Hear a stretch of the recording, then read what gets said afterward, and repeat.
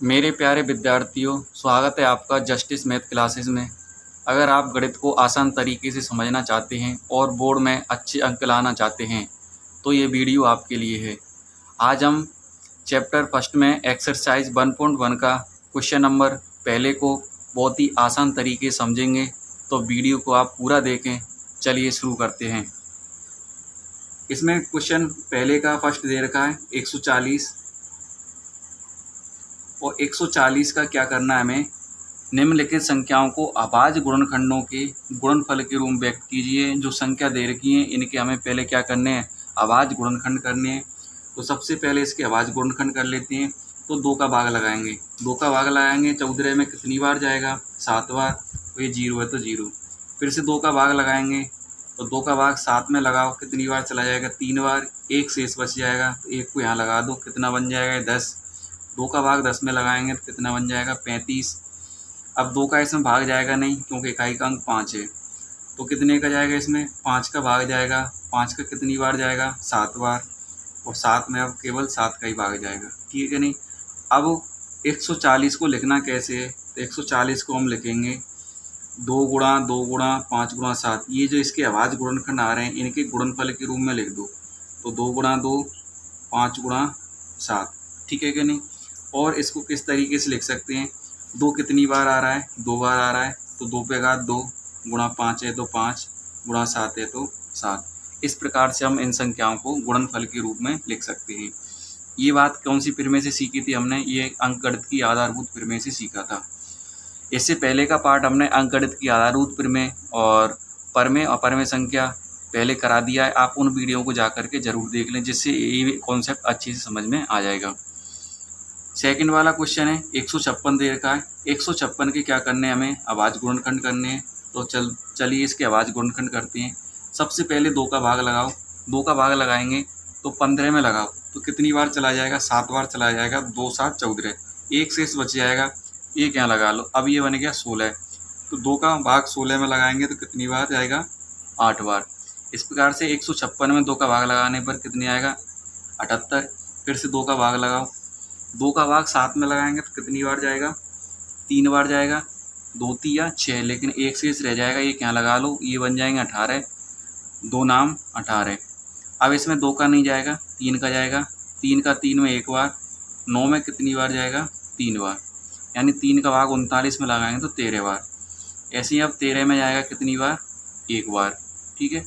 अब 156 को हम लिख कैसे सकते हैं, तो इसको अभाज्य गुणनखंड के रूप में लिखना है। तो इसके लिए अभाज्य गुणनखंड आ रहे हैं, इनके गुणनफल कर दो।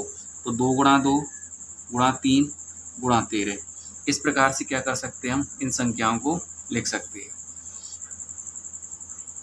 वीडियो अगर अच्छा लग रहा हो, क्वेश्चन समझ में आ रहे हैं तो वीडियो को लाइक कर दिया करो। सेकंड वाला देखो, थर्ड वाला 3825। 3825 से क्या करेंगे, अभाज्य गुणनखंड करेंगे। सबसे पहले इसमें 2 का देते, लेकिन 2 का जा नहीं रहा है, इकाई का अंक 5 है। 3 का देंगे, तो 3 का दे करके देखो 3 का भाग कैसे देते हैं, ये चेक करने के लिए हम क्या करेंगे, अंकों को जोड़ लेंगे। 5 और 2 7, 7 और 8 15, 15 3 18, यानी 18 में 3 का भाग चला जाता है। तो इस पूरी संख्या में भी किसका भाग चला जाएगा, 3 का चला जाएगा। 3 का भाग लगाओ 1 बार, 3 का भाग लगाओ 2 बार, 2 शेष बच जाएगा, 2 यहाँ लगा लो तो कितना बन जाएगा जी, 22। 3 7 21, 1 बच जाएगा, 1 यहाँ लगा लेंगे तो बन जाएगा 15। 3 5 15, ठीक है कि नहीं।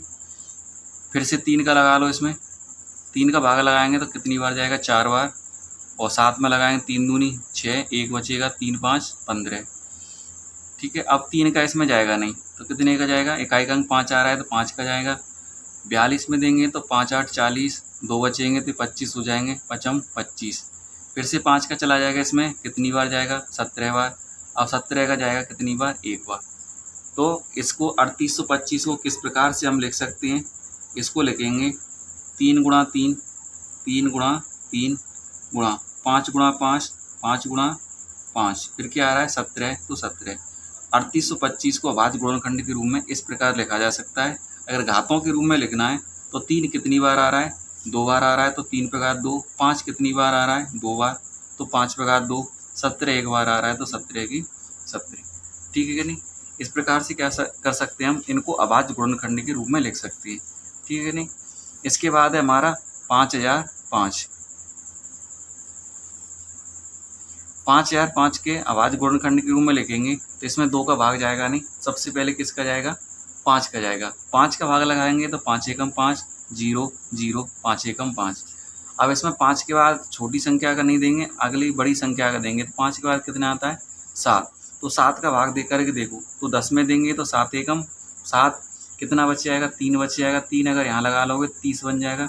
7 चौको 28, 28 कितने बच जाएंगे, 2 2 यहाँ लगाएंगे तो कितने बन जाएंगे, 21। तो 7 की 21, यानी 7 का भाग लगाएंगे इसमें तो कितना आ जाएगा, 143। फिर कितने का लगाएंगे इसमें, 7 के बाद कितना आता है, अभाज्य संख्या हमारी 11 आती है। ठीक है, तो 11 एकम 11, 3 बचेंगे, 3 यहाँ लगाएंगे तो 33, 11 × 33। फिर 13 में किसका जाएगा, 13 का ही भाग जाएगा। तो इस प्रकार से हम क्या कर सकते हैं, 5005 को भी अभाज्य गुणनखंड के रूप में लिख सकते हैं।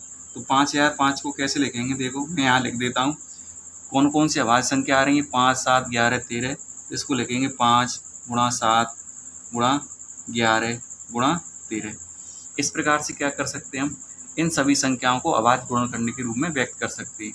आप इसके नोट्स बनाना चाहें, लिखना चाहें तो आप इसका स्क्रीनशॉट ले लो। इसके बाद देखते हैं 5 वाला रहेगा इसका हमारा, तो 5 वाले को कर लेते हैं, कितना है 7429। सबसे पहले इसमें भाग लगाएंगे हम 17 का लगा करके देखो। ठीक है, 17 का भाग लगाएंगे तो देखो 17 × 51, 17 चौको 68, 4 बार चला जाएगा, 68 हो गए। 74 में से 68 जाएंगे तो कितने बचेंगे, 6 बच जाएंगे। अब इसका 17 × 51, ठीक है, 51 और 62 में से 51 गए तो कितने बच जाएंगे, 11 11 बच जाएंगे। ये 9 इस पे लगाएंगे तो 119। तो 17 7 कितने होते हैं, 119 होते हैं। 17 के बाद फिर लगाओ इसमें 19 का। ठीक है, 19 का लगाएंगे तो 19 दूनी 38, 5 बच जाएंगे, यहाँ 57 बन जाएगा। तो 19 × 57। फिर किसका जाएगा, 23 में तो 23 का जाएगा एक बार। तो 7429 को किस प्रकार से लिख सकते हैं हम, इसके अभाज्य गुणनखंड क्या हो जाएंगे, 17 × 19 × 23। ठीक है नहीं, इस प्रकार से हम इस सभी संख्याओं को अभाज्य गुणनखंड के रूप में लिख सकते हैं। आई होप के क्वेश्चन आपको समझ में आया होगा। अगर समझ में आया तो वीडियो को लाइक करें, दोस्तों के पास शेयर कर दें, साथ में ही हमारे चैनल को कर लें सब्सक्राइब, जिससे जब भी हम वीडियो डालेंगे तो आप तक नोटिफिकेशन पहुंचता रहेगा।